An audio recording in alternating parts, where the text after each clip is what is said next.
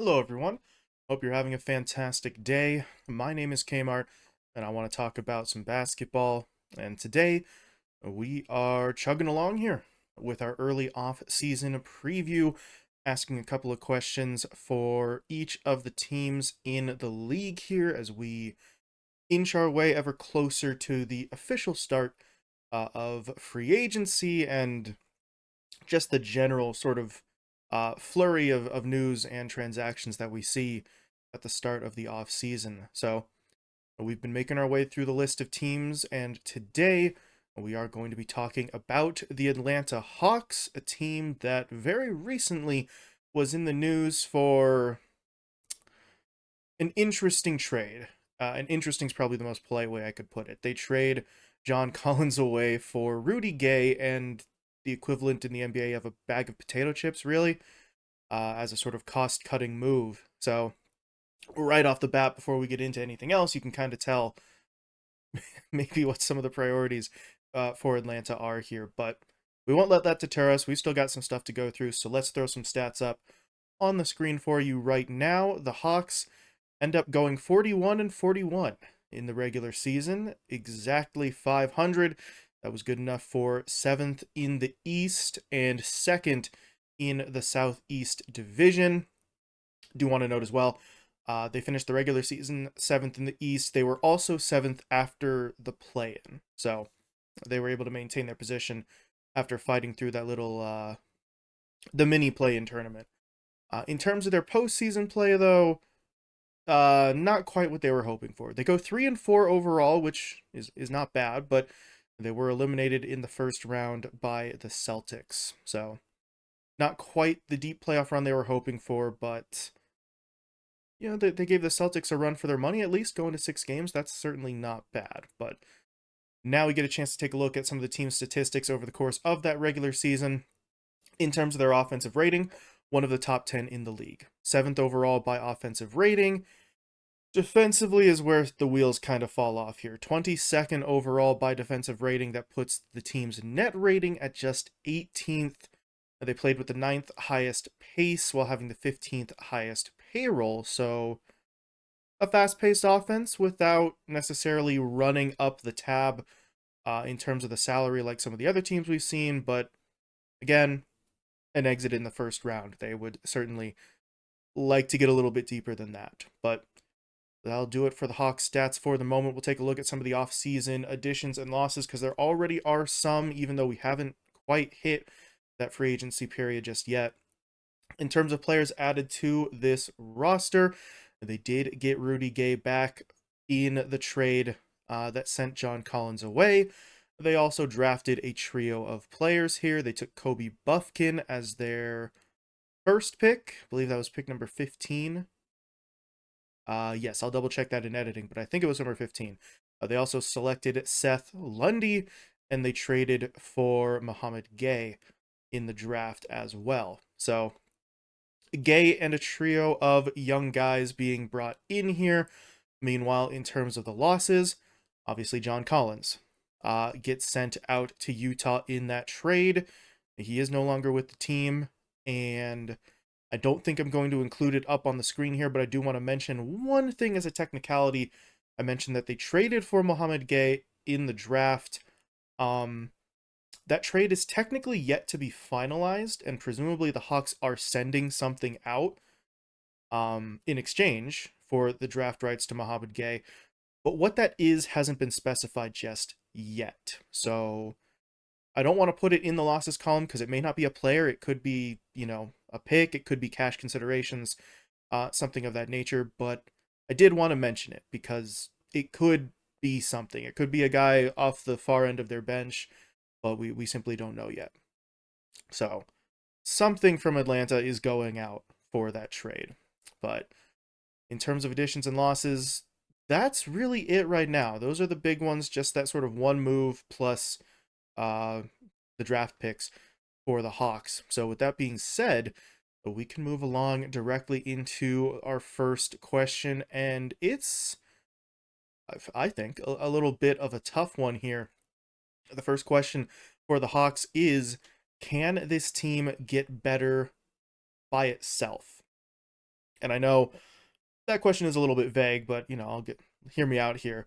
The explanation is coming. So the Atlanta Hawks obviously recently made the move to get themselves under the projected luxury tax threshold. They move on from John Collins in what absolutely can only be described as a cost-cutting move, considering how little they got back for him. So Collins is no longer there.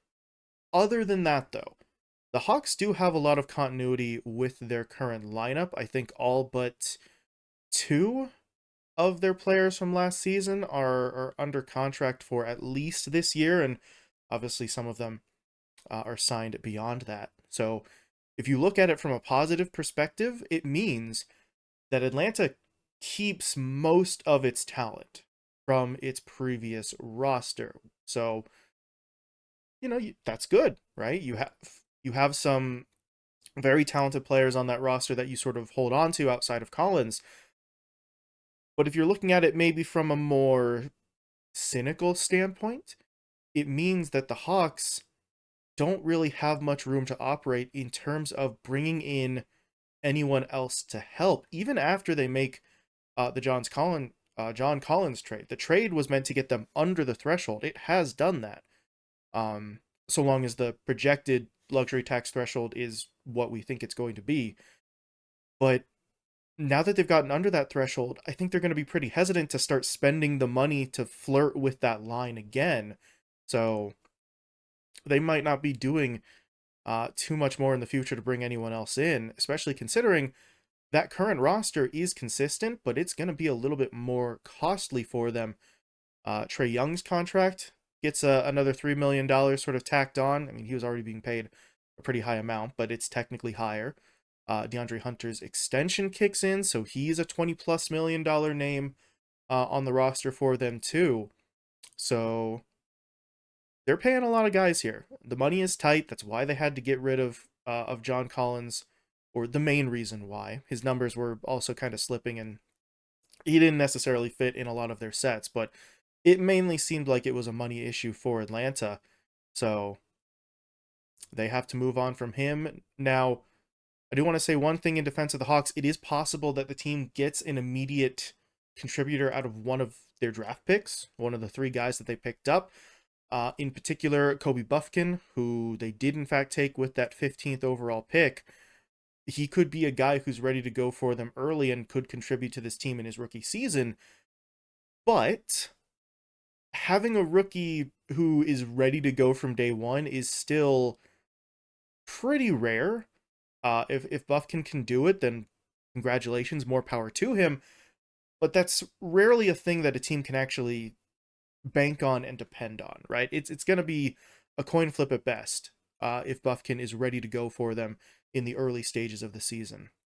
So all of that is to say, realistically, the question is, how much better can this team, as currently constructed, get by simply getting better themselves, by elevating their own level of play? Because if they're not getting immediate reinforcements, if they're kind of tight on money, then this roster simply has to play better because it's mostly the same compared to what we saw last season.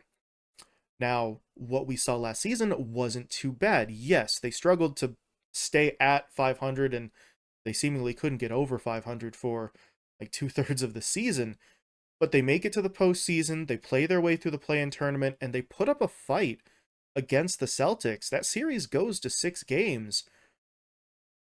I think most of us, myself included, still kind of thought the Celtics were going to pull it out no matter how many games it went to, but the fact that they do fight them to 6 is definitely encouraging.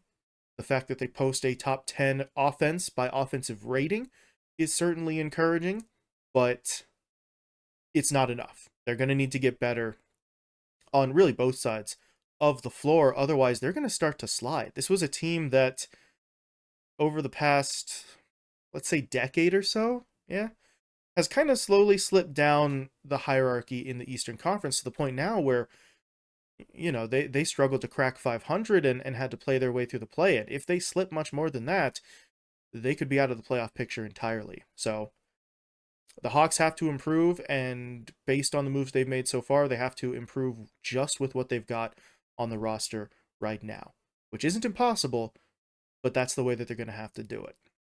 So we'll see if they're capable of that. But it does bring me to point number 2, because there is a way that they could circumvent a lot of what I was talking about. Maybe circumvent's not the right word, but an alternative path for them to take. The question number 2 is, should the Hawks move someone to go after a big name? Should the Hawks be looking for some sort of big fish on the trade market? And a lot of that comes down to what the front office thinks, which, yeah, we're getting into that territory. If the Atlanta Brass believe that the ceiling is too low for the current roster, if they look at last year's playoff run and think, we're not sure we're going to get much further than that with this version of the team, then who gets moved to potentially improve it? Because as I mentioned, you will have to move someone to make this trade, to try and make this team better. The cap flexibility really isn't there. They had to ditch John Collins just to get under the projected threshold. So what do you do here, right? Trae Young and DeJounte, I'm still not sure how you pronounce the J in his name, so I'm going to fluctuate back and forth. Sorry. But Young and Murray feel mostly untouchable for that team. I don't think they really move on from either one of them, especially considering the assets it took to bring Murray in the first place. Still possible, but I think it's unlikely. John Collins has already been moved to try and save you money rather than bringing back assets. Again, they got a second-round pick in Rudy Gay for him, so you're not really going to be able to have him available to throw into a trade. But if we look at other members of the lineup, we've got guys like Clint Capella, we've got guys like DeAndre Hunter, we've got guys like Bogdanovich, who could be movable for the right price. They're not superstar players. They're not going to get you a massive haul coming back, but they could be moved if the price is right. The question is, what would the right price be, right? Because I feel like the Hawks only move another big piece of their lineup. They're only willing to maybe start throwing in draft pick consideration as well if they are getting someone back in exchange that they genuinely, truly feel confident is going to move the needle for them in a major way, right? With the cap situation that they're in and the fact that they would have to give up players and picks, they want someone that puts them into contention, not someone who's a risk, not someone who's a maybe. They would want something relatively surefire, which I know 100% guaranteed that doesn't exist. There's no such thing as a 100% safe trade, but they would want an established name that they feel that they could trust. And there had been some rumors leading up to the draft that they were going to try to make that kind of move. The 15th pick that they ended up using on Kobe Buffkin was kind of being dangled around with, some of their players like Hunter, like Collins to try and attract something. Obviously, that window has closed. They used the 15th pick. They've got Kobe Buffkin. Technically speaking, it's still possible to move him, but the rules of the NBA make it infinitely more difficult to move that guy once someone's been picked, as opposed to just moving the draft pick before the draft had actually occurred. So if they weren't going to do it then, I don't think they're going to do it now. So if a move gets made here to sort of bring this rambling to a close, I think the Hawks will swing for the fences. I think they'll potentially sacrifice one or two of their core guys. Some of those names I mentioned before, Capella, Hunter, Bogdanovich, maybe even one of Trae Young or Murray, possibly, depending on the name. And then package a couple of picks, some first rounders potentially, and go for someone big that they can add to the lineup that can be the third pillar. If Young and Murray don't get traded in this move, then you would have your version of a big three, Young, Murray plus one more. But outside of that, I don't really think that they're going to be looking for too many moves unless they're trying to cut costs again. If they think the John Collins move wasn't enough, we want to cut more salary, then maybe they move guys for smaller assets again. But in terms of bringing back a player that they actually intend to use, I really think the Hawks only do it if they get something big in return. But we shall see, because I didn't think they were going to move John Collins either. He's been rumored to be on the move multiple years in a row now, seemingly. this point, since he came into the league, it feels like there have been rumors about him, and we all kind of took it for granted. Thought the rumors are there, but he won't actually be moved, and then he was. So the Hawks are a little unpredictable at the moment, but we'll see if the offseason has any further moves for them. But with that in mind, we move to the final point here for Atlanta. And that point is that the Hawks need a bit of a 3-and-D kind of overhaul.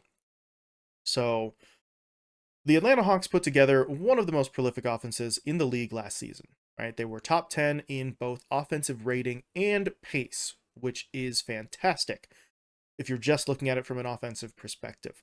They led the league in total field goals made. They finished third in points per game. They were also a top 10 team in field goal percentage. All of that sounds good, and it is. But there is a pretty sizable weakness in this team's offensive philosophy, and that weakness is just a terrible approach from beyond the arc. It was kind of bad.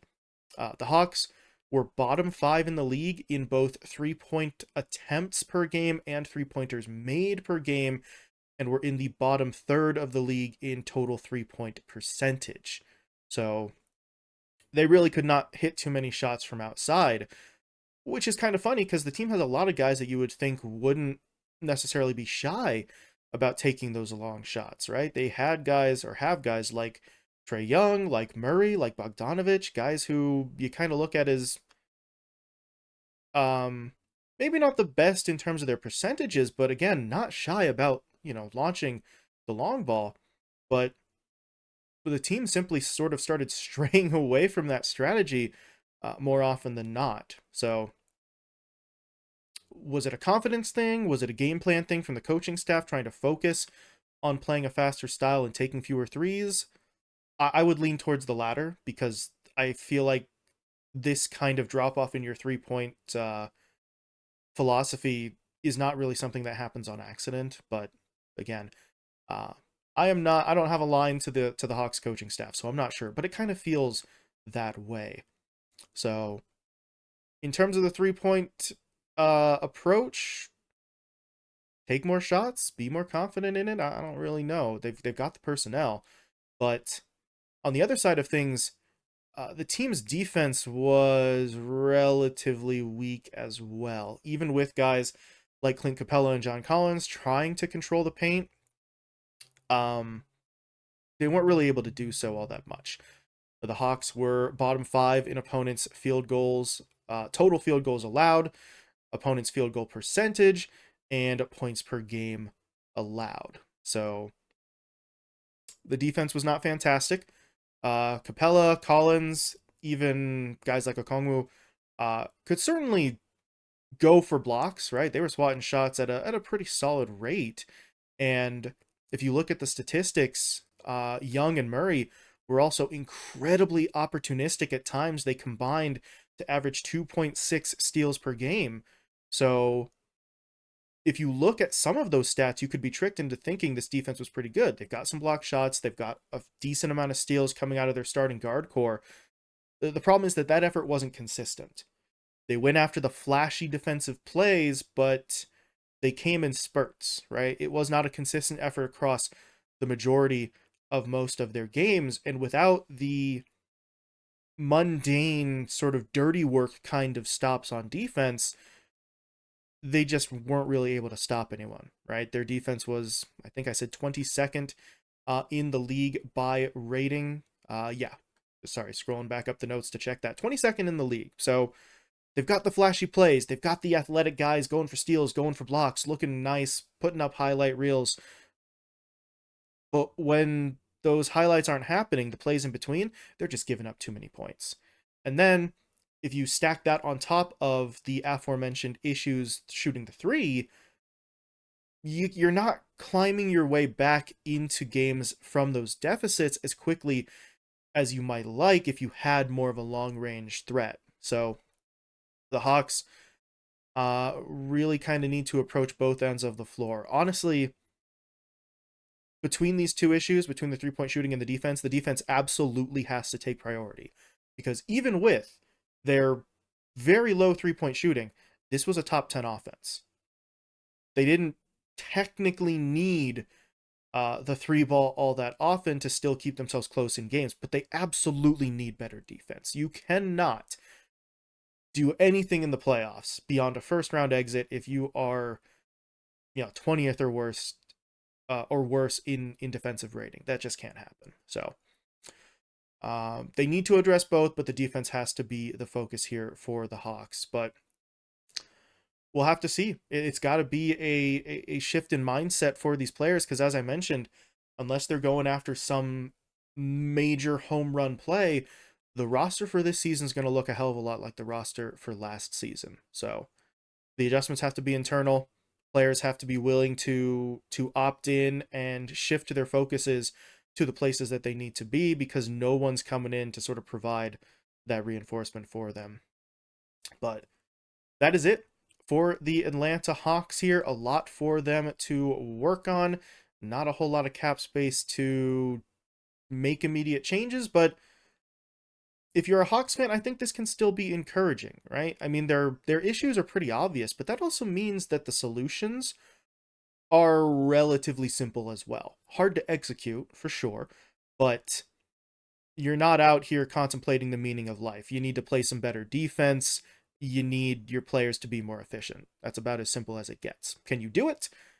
I don't really know, but the blueprint is there. The Hawks simply have to try their best to follow it. But let me know what you think. What will the Hawks be doing? What do you think they should be doing, perhaps more importantly? Do you think anyone else is on the move from this roster? If they are, what do you think the Hawks can get back in exchange? But please do feel free to let me know. But other than that, thank you all so much for watching, and I will talk to you later.